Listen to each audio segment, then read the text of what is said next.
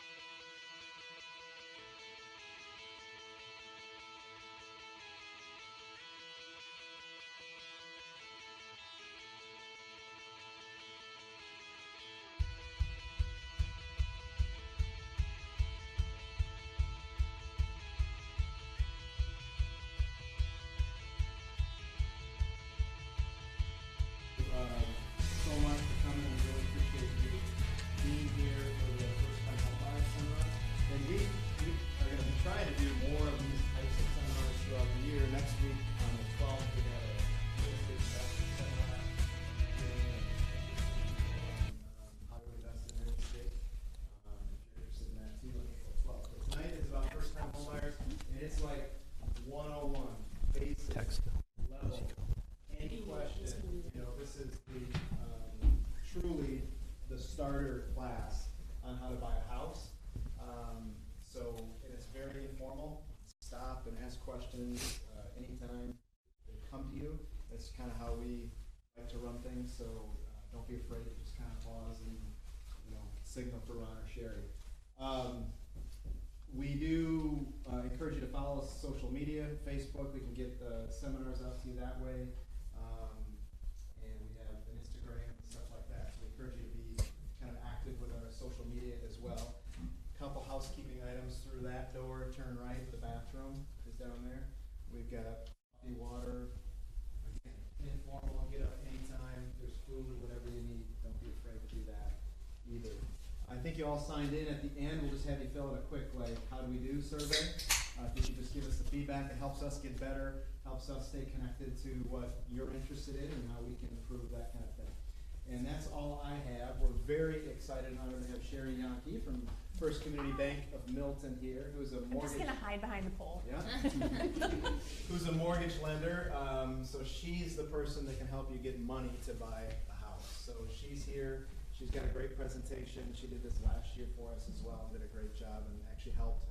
I think one of them. There's only 2 people that showed up, and we have 50% success rate. That's So right. we're doing pretty good. We're pretty happy about that. So you Pressure's guys have on, a guys. challenge. We have a 50% success rate today. So Sherri's a wealth of knowledge, and she can not only help you tonight, but she can help you, one-on-one if you wanted to do that in the coming days or weeks or whatever as well. And we've got Ron Williams, who's the broker here at Property Revival Realty, so he kind of oversees all the contracts that are written to buy houses for our company. Ron's been doing this for years, so he's very experienced in real estate as well. So we're happy that he's here to talk to you as well. So that's all I have. I'll turn over to Sherri and Ron. Thanks, Brian. See if we can make this handy dandy little thing work. But thank you for being here. Welcome. How many of you came because of the Facebook or invitation? Show of hands. All right. How many were invited by a realtor or lender or somebody? Okay. I think that covers everybody. So that's how we got it. Okay. And everybody's in the right spot? Okay. Good. All right. So welcome. We did that already. I'm Ron. She's Sherri. Okay. So we're going to go through tonight is just the home buying process. Actually, Sherri and I were just talking about how intimidating everybody thinks this process is and how scary it is if you've not been through it. And I told her I just bought a car, and I felt like that process was worse than this. I mean, it actually takes longer to purchase a vehicle than it does to actually sit through a closing for buying a house. So it's really not as intimidating and scary as it seems, just because the dollar figures are a little bit higher. Easier than buying a car. So here's what we're just going to kind of go through for you, and then we'll walk through these steps. But that's just so you know what tonight is all about. Is we are doing just an overview of what the process looks like to help you feel more comfortable as you're going through it. The first thing you're going to want to do is get a loan pre-approval, because when you come meet with a realtor, you need that pre-approval. Especially in the market that we have right now. If you don't know, it's a very good seller's market. A hot real estate market is what we call it. So to be as prepared a buyer as you can be is really important. You guys have an advantage because you're not going to be having to sell a house. This is the first time you're going to be buying it. So again, have this pre-approval from the lender, and Sherri's going to kind of discuss with you some things that are available. You want to check. I know a couple of you are from Beloit, Janesville. Both of those cities have first-time homebuyer grants that are available. And then when you meet with your lender, they can give you more detail about that. But check in with the cities about what kind of grants they have for you on that first-time home buying. Do you know of any other cities out there? Milwaukee definitely has it also. Again, it's just checking with the community housing development of the city, and then that's who you want to check with there. Whoever's lending to you can help you with that. Yeah, your lender, whoever you talk to, your lender should be able to help you.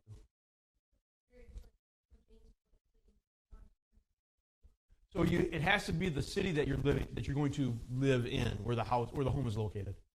And there's a down payment plus assistance program that we'll talk about later on, and then that doesn't matter what city you're from. Yeah. Have anything to do with income? Income play a part in that? Yes. Yep. Again, your lender can give you a lot of information on that stuff. So again, really important, meet with your lender so you can get all the information you have, because there are a ton of tools out there, and to equip your tool belt, the best thing you do is meet with your lender, and they will help fill all those things in your tool belt. And just understand, this is a long process, okay? And once you've met with your lender, they're going to come back to you and say, here are some things you need to do to maybe get your credit score better, or to improve what your some things of what you need to do to get it done. And so make sure your time frame isn't, okay, I just left this home buyer seminar, I'm going to go buy a house right now. It may take a little while. We told you we did this last year about the same time. Our crowd was a little bit different too, but Jesse from that. And I have to say, out of both, the two of them, they both met with me. And they both had very similar credit history, very similar debt history. And one of them, Jesse, who has mentioned, met with me every quarter. We checked on everything. We did everything. He just closed on his house in February. Same exact situation. Unfortunately, the other young lady didn't do the follow-up and she hasn't been able to purchase the house yet. So it just shows that it's not, I'm not going to meet with you today and say, oh, nope, you don't qualify today, so I'm not going to help you anymore. No, we can meet monthly, we can meet quarterly, whatever you need, that's what we're here to help you with. We'll help you get a guideline, tell you where you need to be, help you set up a savings account and put systematic deposits in there. Whatever you need, that's my job to help you get there. It's not, I don't expect it to happen in 5 weeks, 6 weeks. Sometimes it takes 2 years. That's okay. That's what we're there for. Right. So again, just fitting that time frame, because they're going to give you the information you need to do, and it's up to you to whether you want to make that work or not. Oops, hit the button too quick. No, we're going the wrong direction. We're going to go through the whole thing. Nope, it's okay. First time with the clicker.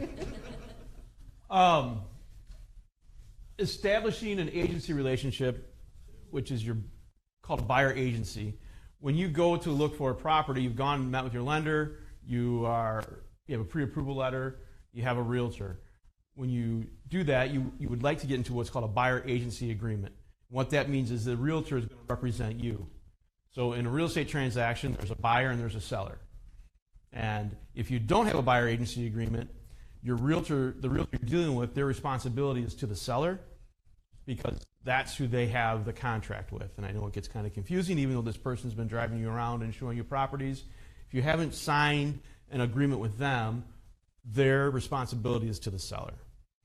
So again, we're just trying to explain this to you from this view, and not to get too detailed on it, but you're going to want to sign what's called a buyer agency agreement with a realtor who you're comfortable with, who you feel is going to represent your best interests, and you sign that agreement.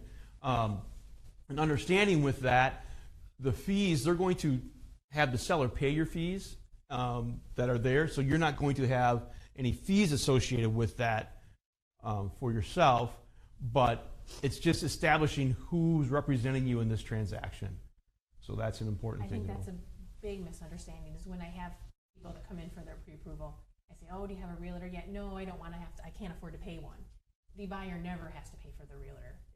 So you need to get one, find a good one, and they'll be worth it. Right. And again, finding one that you're comfortable with and sticking with that one, is the way to do it. Instead of driving by, seeing a sign, calling the name on the sign, have someone that's out there hunting for you and doing that for you.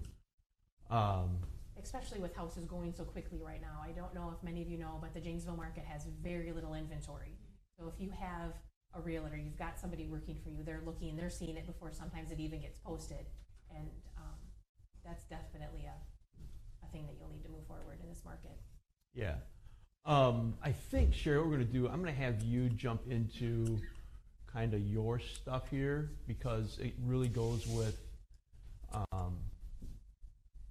That back one was good. I liked that. You want to go with that first? Yes. Okay. So before you even think about, okay, I'm going to get pre-approved, we're going to do this, this is an excellent thing that Property Revival put together. When you're thinking about buying a home, don't change jobs. Keep your job. And why I say that is stable employment is really important.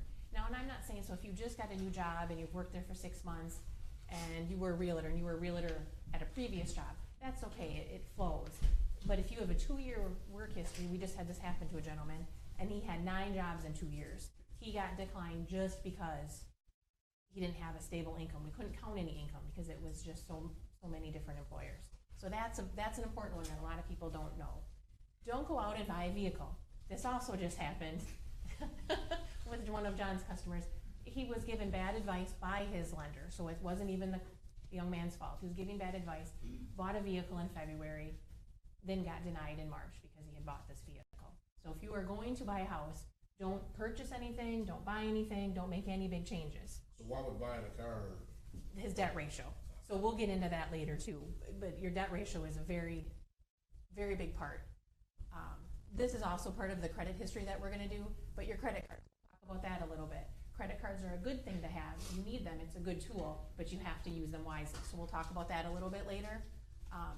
If you're putting aside, you're set up your tax money, your savings account, don't use it for frivolous things. If that's set aside for your home, make sure it stays for your home. You don't miss telling your lender about debts that you have, because I trust we'll figure it out. And then unfortunately, we might not find out until the week that you're closing, and then that won't happen. So be very honest with your lender. Come up front, be honest, and work through things together. That's a really important thing because, like she said, they're going to figure it out. So just be honest up front. If you've had bankruptcy, whatever the situation may be. And that's not that bad. There's things we can Yeah, work with that too. I mean, It's bankruptcies, foreclosures, all those things happen in Yes. people's lives. So just tell them. If you tell them up front, they can figure out where to send you and what program's going to work. So just because some of those things may have happened doesn't mean you're not able to get a loan. So This is another one, inquiries on your credit. People don't realize, so you go to Old Navy and they say, oh, we'll give you 20% off today. Then you go over to the Home Depot, we'll give you 20% off today. All of those inquiries show up in your credit.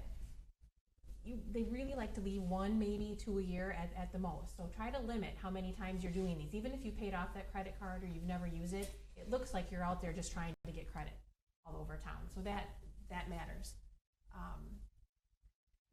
This is the good one. Making large deposits without checking with your loan officer. So a lot of people say, well, I have $5,000 in my safe box, or I've got $3,000 underneath my bed at home. If you make that large deposit now in that checking account, we have to know where it came from, why it came from, if you said you sold a car, I need to see where's the receipt of the sale of the car, where's this. My advice to you, if you want to use this money to count as a down payment, to count as reserves, put it in your savings or checking account as soon as you can. Anywhere else, it's not going to count. It needs to be seasoned.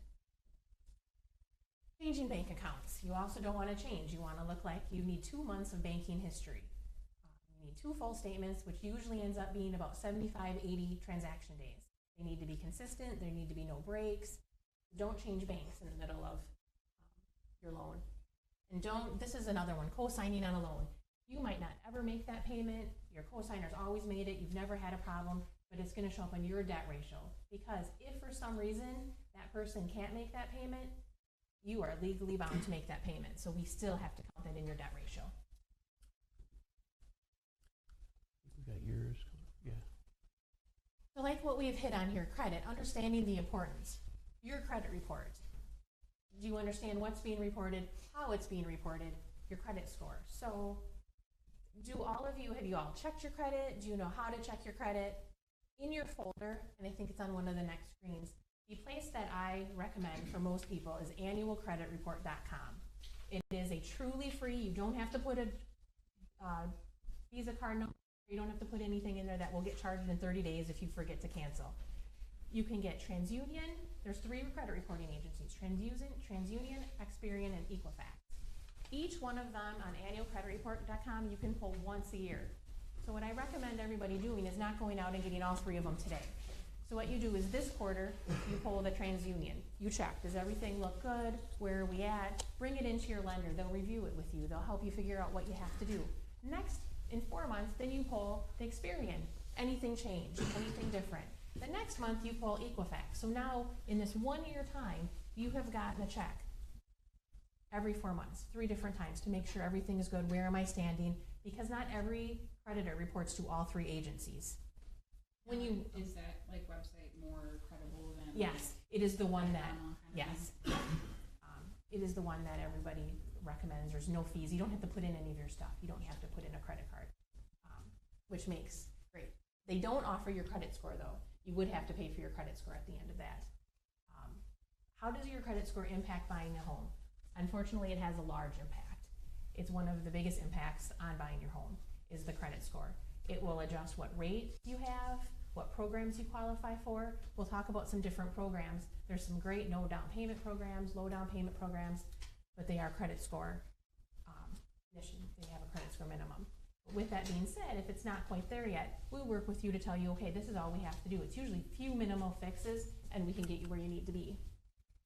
As we talked about, credit monitoring, three different. When you come in and you go to apply for your loan, they pull what they call a tri-merge. So it'll be all three of those credit reporting agencies into one. All three of them come in. That's why I say it's good to check them all throughout the year, but not at the same time. So if something gets misprinted, you'll see in here, it'll tell you how to dispute it. Where do you go? How do you call to get it disputed? The thing with, it'll show you how much credit card applications, how do I build my debt? As we talked about, credit card applications, credit cards are almost a necessity to build your credit. I know people say, oh, stay away from credit cards, stay away from credit cards. It is the number one way to build your credit pretty quickly. What you want to make sure you have is that you're not maxing out your credit card. You're not having any kind of late pays. So let's say you have a $1,000 Visa card, $1,000 limit. You would optimally like to leave your balance at all times, even if you pay it off monthly, because you don't know when someone's going to pull your credit, to $400 or less at all times. You always want to have 40% or less. Makes a big difference to your credit scores. Credit scores range from 300 to 850. You've got this big range. Typically for mortgage loans, for most programs, if you have a 620 or higher, we can find a program for you. The average credit score is 725.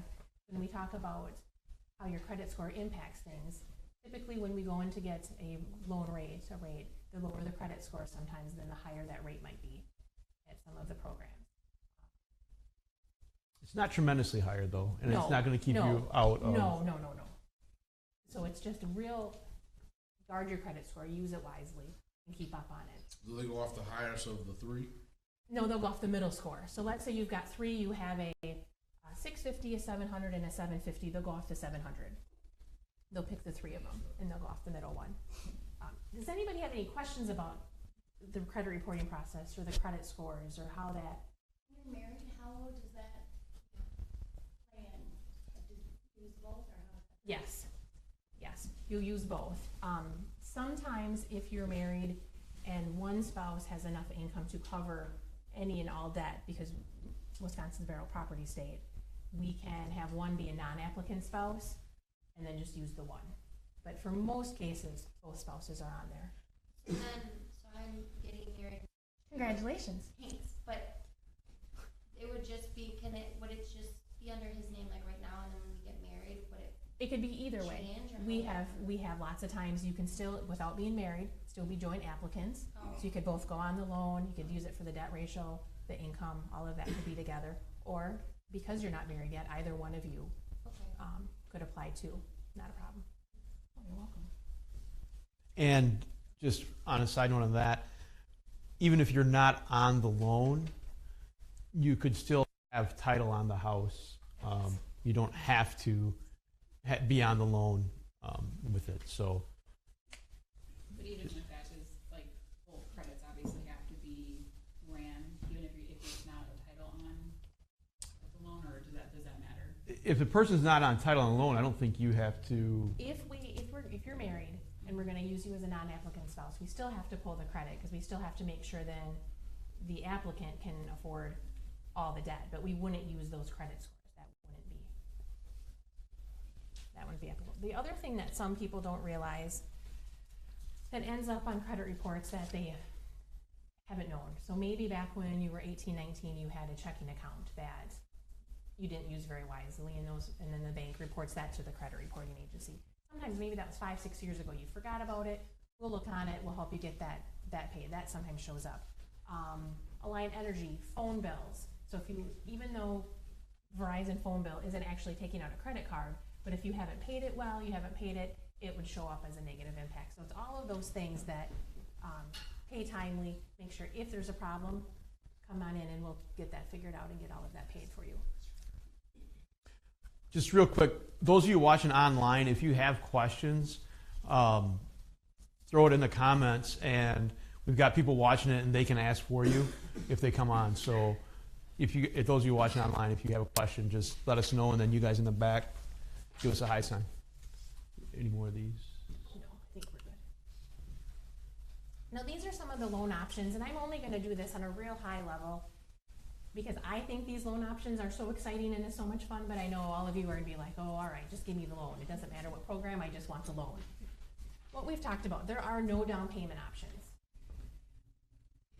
Down payment's usually the hardest thing for first-time home buyers to get. You know, after you've got your first home, you've got equity in your home, you can use that to purchase a second or a third home. That is the hardest part. There is a great USDA rural development program that we belong to that requires no down payment. The credit scores can go as low as 620. The key is that you have to buy in an area. City of Janesville doesn't count, but the Township of Janesville counts. City of Edgerton counts. City of Fort Atkinson, Milton. All of these other areas count. And that's, so if you ever say, hey Sherri, I'm thinking about buying a house here, I can go onto their website, clarify, and make sure that that area counts for you.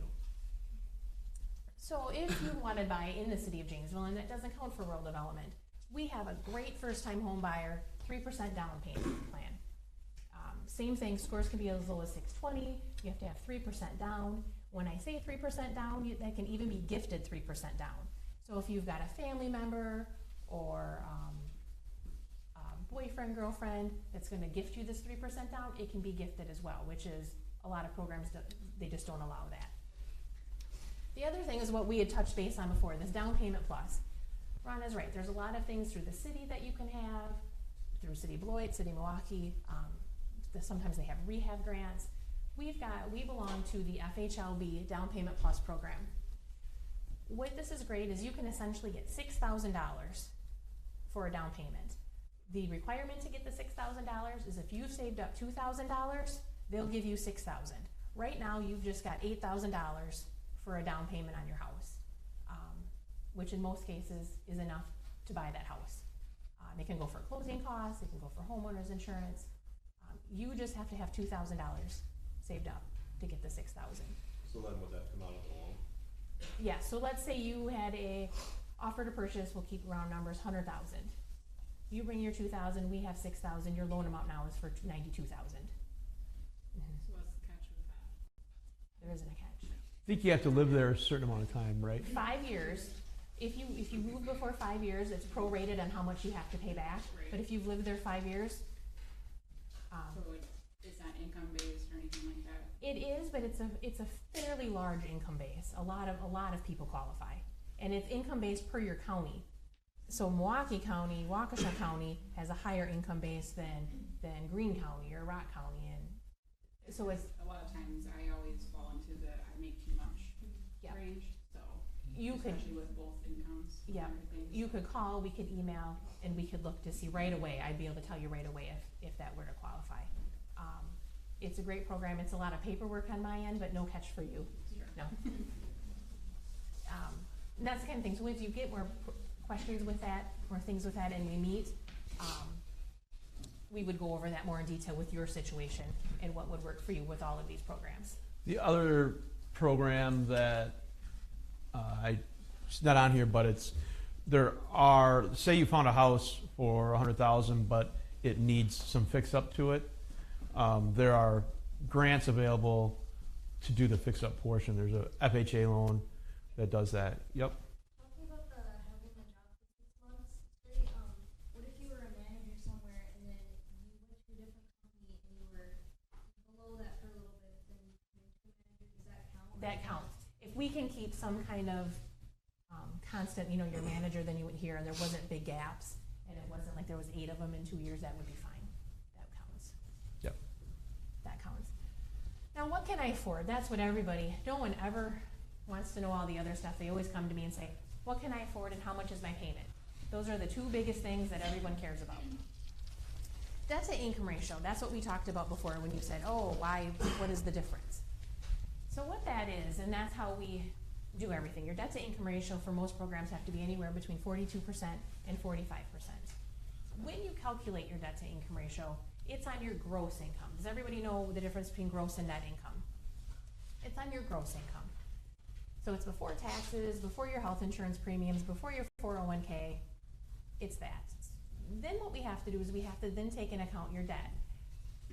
The debt it counts is your credit card debt, your car loan debt, any child support debt, those type of things is what counts. Not your cell phone, not your heat and lights, not your insurance. That doesn't count. So a lot of times people think, oh, my whole, everything I pay in a month, and they try to calculate it, and they feel that they're way high for the debt ratio. You don't have to use all of those. So if you get to this point and you're ready to go, you can even shoot me an email and just say, hey Sherri, can you tell me quick, what's my debt to income ratio? Where am I at? Should I get started, or what do I need to do, or where do we need to be? And we can work on that with you. The next thing that no one ever asks me until the end of the year when their taxes are due, what is escrow? What is this? How do my taxes get paid? I have this tax bill. What happens? Does anybody, do you know what escrow is, or? So escrow is essentially a savings account for you, hooked up to your monthly mortgage payment that pays for your property taxes at the end of the year and your homeowner's insurance when it's due. So let's say you have your property taxes are $2,400 a year. Every month, along with your mortgage payment, they're going to collect $200 for that property taxes every month. So at the end of the year, when your $2,400 property taxes bill comes due, they go ahead and they submit that check and pay that on your behalf. They also will do that for your homeowner's insurance.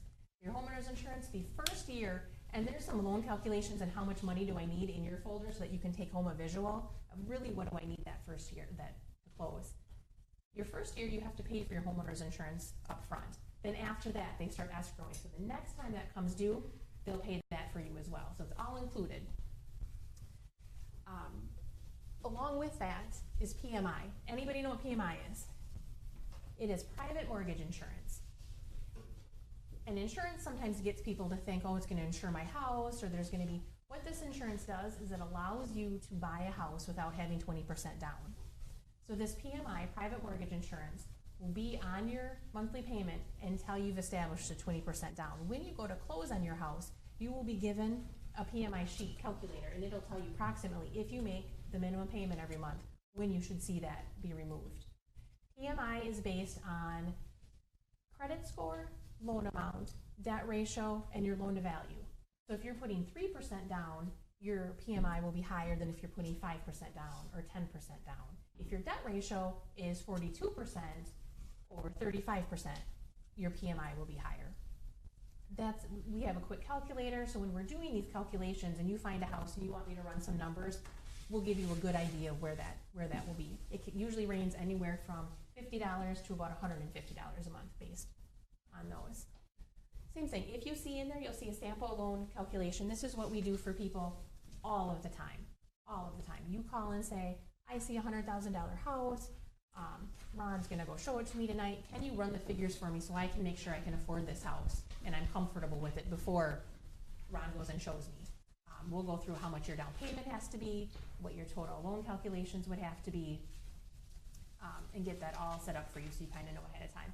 I'm not sure, I think it might be, yep, there you go. Again, that's why it's really important to meet with your lender before you start looking at homes. Before you fall in love with a house. Yeah, you may find the one and it's like, oh no. So that's just another reason.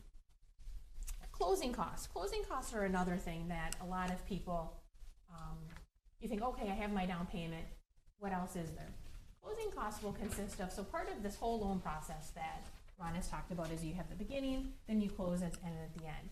Closing costs are all of the services that we've had to ask other people to do for us to get you your loan. So you have to order an appraisal. Everyone knows what an appraisal is. So the appraiser comes out, make sure that if you're buying a $100,000 house, it's worth $100,000. Those usually run anywhere between $400 and $600. So that's part of your closing costs. There's title insurance that we have to pay, part of the closing costs. So all of these add up. There's also a list here of what all entails those true costs that also then will have to be paid at the end. Is that the last of your? I think so. Okay. Yeah. So that is the I'm sure you guys are all super excited now, aren't you? the process of when you are dealing with a lender, all the stuff you're going to have to get to them and go through with the lender as you're figuring out this process. And so, again, a lot of words were thrown out that may or may not make sense. Meeting with the lender one-on-one will help you so much, and Sherri's going to walk you through it. She's going to stay with you through the whole process. Again, whether it takes 2 weeks or 2 years, they're willing to work with you on that. So just keep that in your head, and it won't be as confusing as what it might be. Sometimes I've done this for 19 years, so for all of this, I'm like, oh, blah, blah, blah, blah, and you guys are probably like, oh, she's speaking Greek. I promise I won't do that. Come on in my office, we'll meet one-on-one, and we can spend as much time as you need until it all makes sense. She's not even from Greece, so she can't. But, all right. Yeah, bad joke. So now we're going to go into the home hunting process. You've got your lender. You know what loan program you're going to be. You know kind of what dollar amount you're looking at. Now you're in this market where houses come up for sale, and you go to look at it, and it's already got an offer on it, and it's really, really frustrating. So you got to try to figure out how to stay ahead of the game. So first and foremost, get a realtor who's going to be out there hustling for you, looking for you.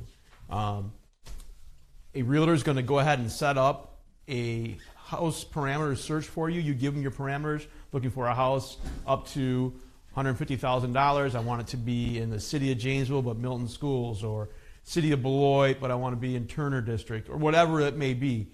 Have those parameters set, and then the realtor can have you have properties sent to you. As soon as they come on the market, you'll get an email, boom, this property's for sale. And you'll know as soon as it happens. I'm sure a lot of you have been on Zillow, Trillia, Realtor.com, all those. While they're good sites, they're not always accurate, and so some of the information you're going to get isn't going to be correct.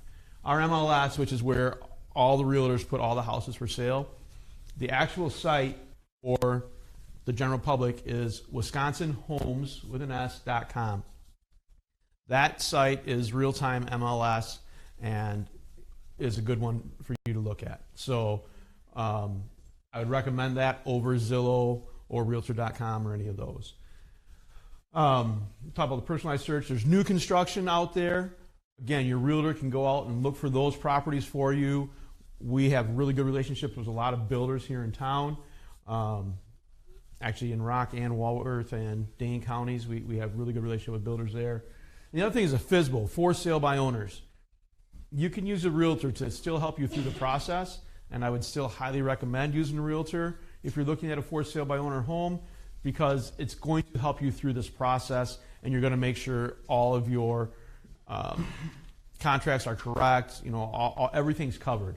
So again, all these properties you can certainly buy and have your realtor looking for you on those. And then go to open houses.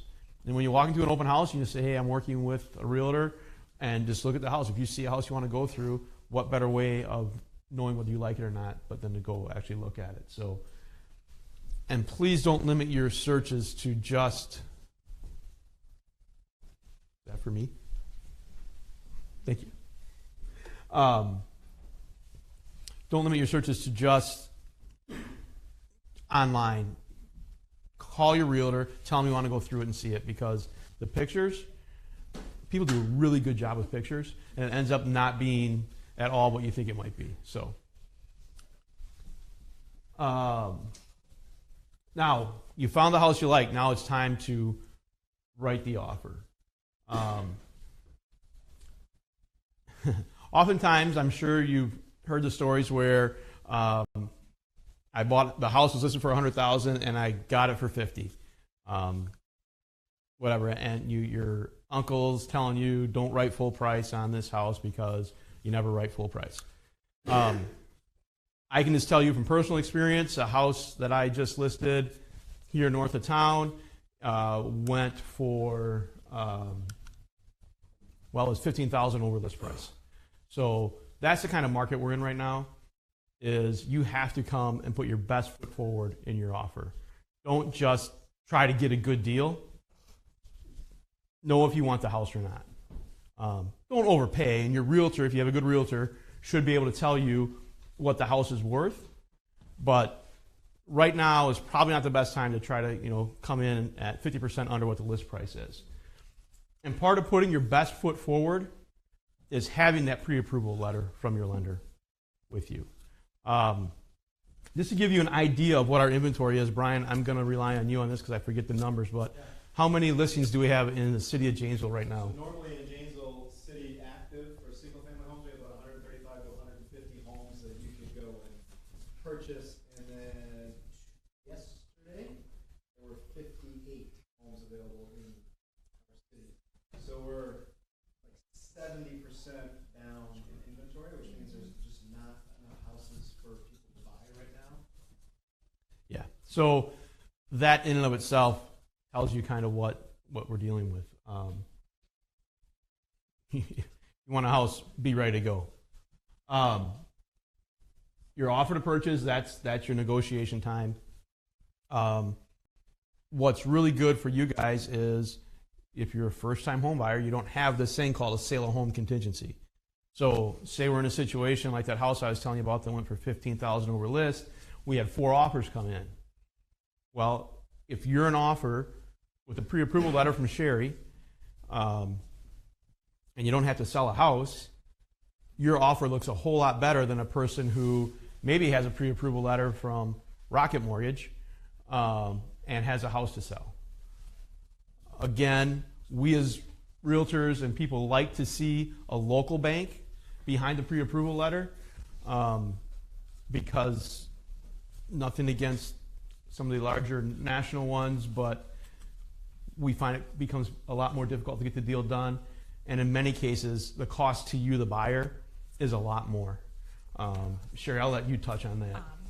We've had a lot, I would probably say 6 or 7 in the last year, that people have come in with what we call loan estimates, closing disclosures, which has all your fees and the amount of closing fees. And you're first-time home buyers, so you don't realize that it shouldn't cost you $4,000, $5,000 to buy your first house.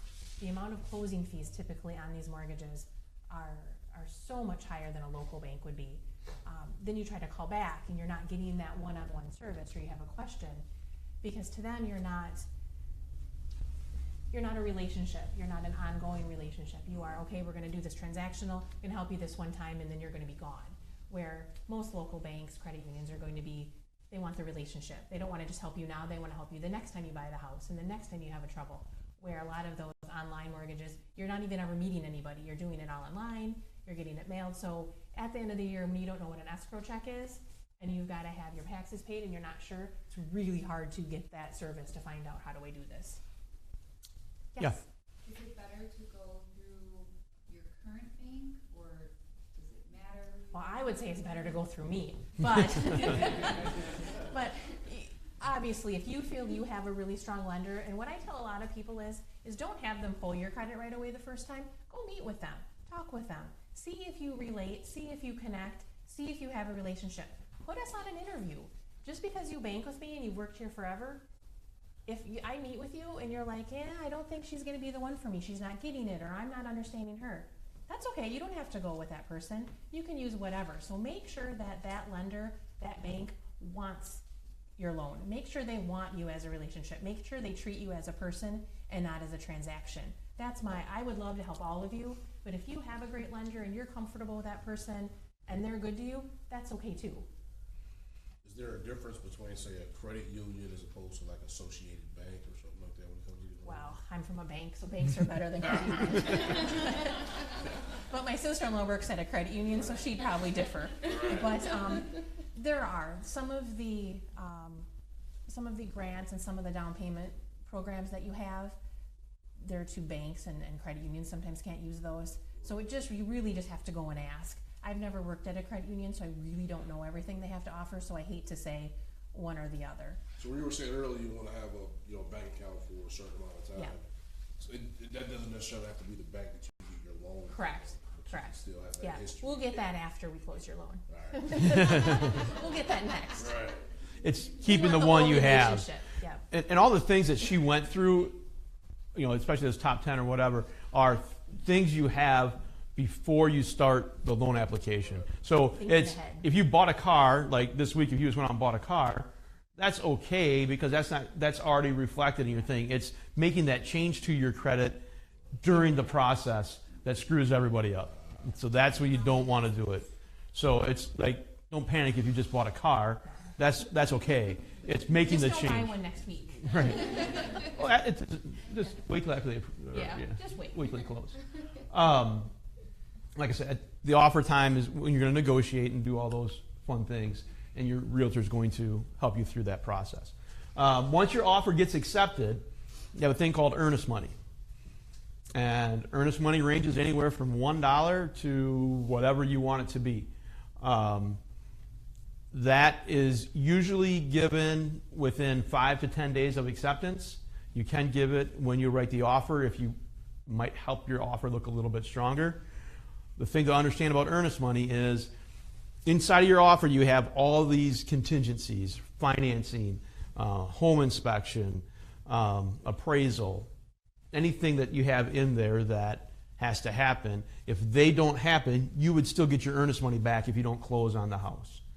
The earnest money is used as a portion of your down payment when you go to buy a property. So you can decide how much earnest money you want to give or not give. I would recommend $500 to $1,000. But again, that's a number that you have to be comfortable with. And understand, it's not something that you're going to lose no matter what. It's protected if you follow the rules of the offer. Just lets them know that you're serious. Is pretty much the- Yeah. Correct. Yep. And it binds you up in a contract. Inspections. You're going to have a home inspection, and say it goes bad, well, that's when more negotiations are going to have to happen. An inspection contingency means you have to have a certified, qualified inspector go through and take a look at the property and let you know things that just aren't good with the house, things that you may need to work on. A seller doesn't have to do anything with that. So understand, just because you have that inspection doesn't mean they have to do it. It means you don't have to buy the house either, depending on what it is. But just understand, it's just, again, another time for negotiating. If they need to replace something, you can tell them that, and they can say no if you want to. Is there a fee for an inspector? Yes. Yep, good question. Yeah, so there is, inspectors charge fees, and I'm looking The back last to my one was realtors. $295. I just had one this week. Yeah, so she went $295. So it's, yeah, so I would say $300 to $500, depending on the size of home, or if it's, maybe you guys are looking at a multifamily property, duplex, owner-occupied duplex, right? So they charge a little bit more for those kind of things. Do you have resources for us to go to find an inspector? Right. Yep. Your realtor should give you a few names, and you can Google home inspectors in Janesville or wherever you're living, and get it there. But yeah, we always give out at least 3 names of people to use. Your lender can probably give you a recommended one also. Your information to your lender. We talked a little bit about it, but as honest and quickly as you can get your information to Sherri, that makes this whole process go quicker. If she's asking to see your pay stubs for the last 2 weeks and you wait 5 weeks to get them to her, that means I you're will going have called you 105 times by that right. So that just slows down the whole process because she has to collect all the information that goes to an underwriter. They look it all over and do things. So the quicker you get it to her, the quicker all this thing's going to go. And whenever she asks for something, make sure you understand what it is they're asking for. Don't assume. Ask the question. No question's a dumb question. When we meet that first time, we will go over everything that you need. We'll have a checklist. You get everything ready so that when you've got that offer to go, we have it all. It's all good to go, all at one time. And when you've got an accepted offer, it's time to start looking for insurance. You can interview a whole bunch of insurance agents, just like you did your lender, just like you did your realtor. We can all recommend them to you also. If you have car insurance already, it's good to do the bundle package. But just talk to a bunch of different insurance companies. That's going to save you some money because they're not all the same. And just make sure you're comparing apples to apples in that situation. Then you're going to get a final loan commitment. The bank's going to give you, here it is, congratulations, we're moving forward. Then you're going to want to go through all their documents with them. of how you're married to them for the next 30 years of your life. Once you refinance. Right. Only if the rates come down. So then I went through the top 10 things to avoid in this process. Again, it's from the time you meet with your lender, with Sherri, the first time, until you sign the closing documents. Don't do these 10 things. Just don't do it. Even though that car deal is the best deal you've ever seen, don't do it. You want to buy all this furniture? Put it on layaway. Yeah. There's lots of ways to do things. These 10 things are huge. The cash you've had sitting in the mattress, you're going to have to leave it there. As a lender on this top 10 thing is truly, as a lender, I've been doing this for a long time. Have a realtor, have a good realtor. I can't tell you, this process goes so much quicker if you've chosen a good realtor. I've worked with the ones here at Property Revival quite a bit over the last few years. Anything I need, every time I need something, it's there, it's here, because we all have to work as a team. This only closes as quickly if we're all in this together. So having a realtor and having a good one that your lender recommends, or if you've got, is really priceless. They will save you a lot. So what would you say, so everything was accepted, you found a house, everything was, what would the time frame as far as closing on a house? So you have your offer you've got your pre-approval, you've got your offer to purchase. Typically, depending on the program, sometimes if you're going to do a rural development, no money down, it's a government program, or a down payment plus, that takes an extra couple weeks. Somewhere probably 6 weeks, 5 to 6 weeks. Down payment plus, we have to send that in. That usually takes 2 weeks before we find out, yep, it's approved, we're good to go. So sometimes if you're going to use that down payment plus, I might even go out 6 to 7, just because, to give you that extra time. If we can close earlier, by all means we'll close earlier, but you just don't want to ever miss that closing deadline.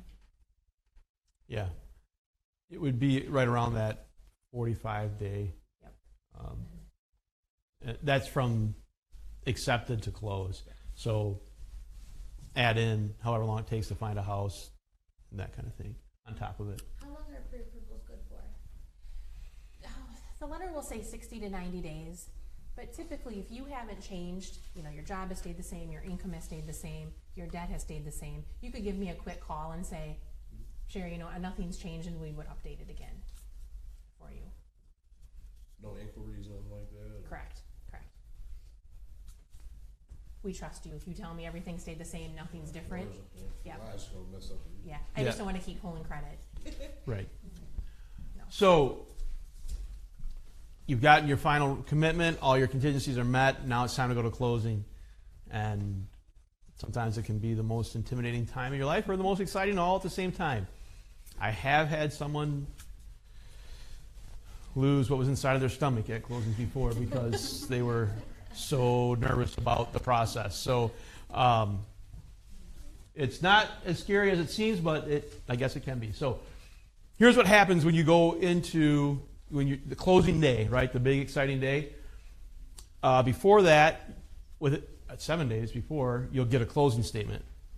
With the new laws, you'll have a closing statement which will have all your numbers on it.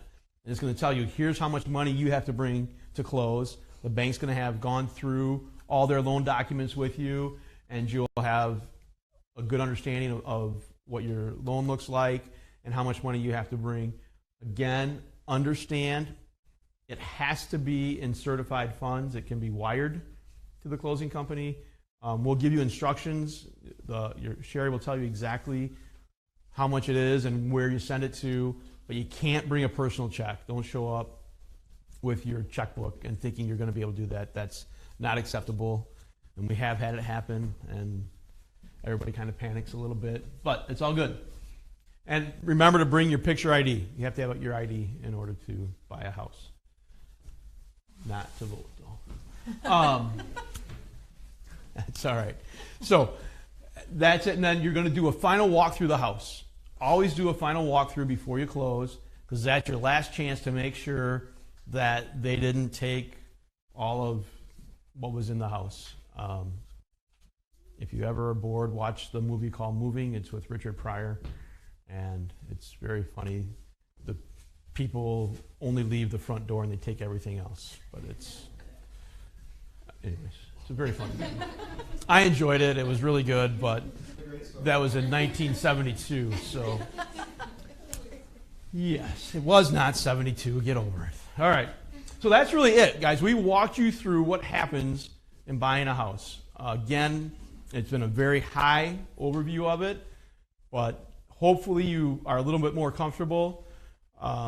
Sherri said use a good realtor. I would say back, use a good lender, because if you don't, the process goes really, really bad. And Sherri is an excellent lender. First Community, they do an excellent job. They're in Milton, but they... We're a destination. Their destination. That's their destination. They can go anywhere in the state of Wisconsin. So we can even go out, yeah. And out of Wisconsin. Yeah. So, but we can't. So, sorry. That's they can go anywhere in the state of Wisconsin. So, she can work with you anywhere. Again, they're really great to work with. We will try that when you get to this closing process. I've never had anybody get sick. I will try my darndest that you will know everything that's going to happen before that close date. By the time we go over those loan documents for the 4th time, you won't even have any questions that day. You'll just sign because you'll know this is what we're doing, this is where we're at. There should be no questions, there should be no hiccups. One thing I do want to boast a little bit about First Community Bank is I will go to every single one of your closings. A lot of banks, the lender does not attend the closing. The title company closes for you. I make sure to attend every single closing. Why? Because if you're there and someone else is closing your loan on my behalf, they don't know if I promised you 4.25 and you have 4.5. They're not going to be able to fix that problem. So that is one little push. When you ask your lender, when you're interviewing lenders, ask them, will you be attending my closing? Because for most first-time home buyers, that's a big plus. You need somebody there that you trust, that you can ask questions for, that's been there for the whole 3 months, 6 months, a year that it's taken to get this process done. It's exciting. It is. So they don't all look as excited as we do. they really don't. I don't know why. I mean, it's a lot of fun, guys. It's a good time. So, yeah. So thank you. Brian's got a little bit more to talk about. We'll go to questions. If you have questions and answers. Oh, sorry. Did I steal your stuff? We've got this exit survey. If you could just fill that out, stick around. They're going to stand here and take more questions if you want to. You can always reference the video back on our Facebook page if you ever want to go back and watch a certain segment or you forgot something that they said or whatever. I'm going to get out of the way. I'm going to pass these around, but please ask questions. Drink, eat. Are there any other questions or anything that we kind of missed? Or? I had a question. Surprising. I love questions. If you were, what if you were in a lease right now? So you're leasing an apartment. Yeah. And you ended up closing and buying a house prior to the lease being up. Is there any provisions the state offers you to get out of that lease, or you just got to finish it up? I don't know. It has to depend probably on the verbiage of your lease. That's one of those things where you negotiate with your landlord. And, in this market, a couple of things I want to talk about in this market currently. It's a really hot rental market also. So your landlord can probably find someone to fill, or you can sublease it. And so that's kind of the situation with that. And it just depends on that kind of thing. Yeah. What drives the market? How does it switch from buyers to sellers? Yeah, so it's supply and demand. And right now we have more buyers than we do sellers. Another thing that's driving it, interest rates. So they are at historic lows. They're starting to go up. We didn't talk about that today at all, but they're still historically low. If you look back as much as 12 years ago, a 30-year interest rate was 6.5. Today's 30-year interest rate, I believe, was about 4.5. So they're higher than they were 12 months ago, but they're still extremely low. 40-year average is 8.3. So I just read something that the highest rate was at 18.62 back in the early 80s. Yeah. That's crazy. Holy buckets. Yeah. So I've been doing this actually 26 years now, and I can remember fighting to get 10%. I mean, I was so excited if I get a 10% rate. So I'm not that old. So I was 2 when I started. Yeah. What goes into your mortgage payment? Obviously, say you want a $100,000 house, is the mortgage payment then factored in based on your credit score, how much your down payment was, or? So your mortgage payment is all of that. So it's I put a worksheet in there for the structure. So it depends how much down payment you're going to have. So let's say $100,000 house, then you're going to put 5% down. So then you've got your $95,000, your loan. That's your principal and interest. So you'll spread that out over 30 years, 4.5%. You've got your principal and interest payment. Then you've got your escrow that we talked about. So then you'll have your real estate property taxes. So that's another thing that you really have to watch and talk to your lender. I know Jesse and I just talked about it. Real estate taxes play a big part of how much your payment's going to be. Whether your real estate taxes are $2,400 or $3,600 makes a $200 to $300 or $100 difference on your mortgage payment. That's in there. Your homeowner's insurance. Like Ron said, make sure you're looking around for your insurance. Make sure it's getting the best deal, because the difference between $600 a year and $1,000 a year is going to make a bigger impact on your mortgage loan than a $100,000 to $105,000 difference on your house.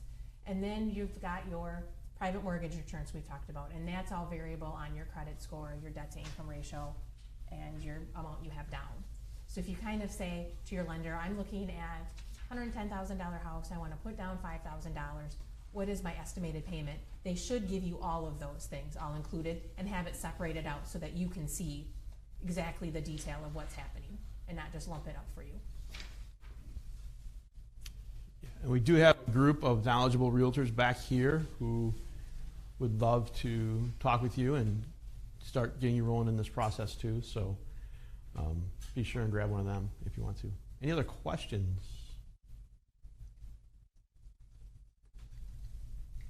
Sherri brought loan applications for everybody, so. I've got to have a blood sample and a fingerprint on the way out. But my card is in there, my email is in there. I know a lot of you probably work the same times that I work, so email works for a lot of people. And if that works, there's never a dumb question. There's never, just let me know. I would be more than happy to help you, regardless of where you go or what you decide to do. I'd rather have you have a good experience and get your first house than not have that. Again, guys, the point of this really isn't to feel like you have to be pressured to go buy a house. It's to get you to feel comfortable with the home buying process. We're here to help. We're here to answer questions. And if we'll answer anything we can real estate related. We just want you to feel comfortable in the process and know that it's not that scary to go out and buy a house. And that's what we're here for. Than a car. I hate buying a car. Yeah. I would agree. Worst experience ever. Actually, I run a car dealership. Well, all right. Let's tone her down. Can I have your card, please? I would like your card. I'm looking for a car. I'll give you my card. I will. Give me your card and I'll be there tomorrow. Perfect. So. I hear it all the time. Oh, it's so stressful. It is. Going with the big thing versus going with the little thing. See? I do. Exactly. Exactly. Like, oh, are you sure that's a good deal? What do I do? What do I do? If I tell you it's a good deal, it's a good deal. All right. Just trust her. That's how that works. When you come see me, I'll tell you that. I told you it's a good deal. Don't worry about it. It's good.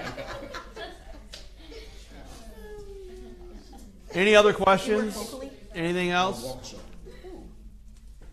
I'll seriously take your information. Anything we can do to help? Let us know. Otherwise, I think we'll stop staring at you from here. Please eat more food. Have some beverages, because otherwise we're going to be eating a lot of food. So, please Much better one-on-one. feel free. So, thanks again, and Thank you. yeah. All right, thank you.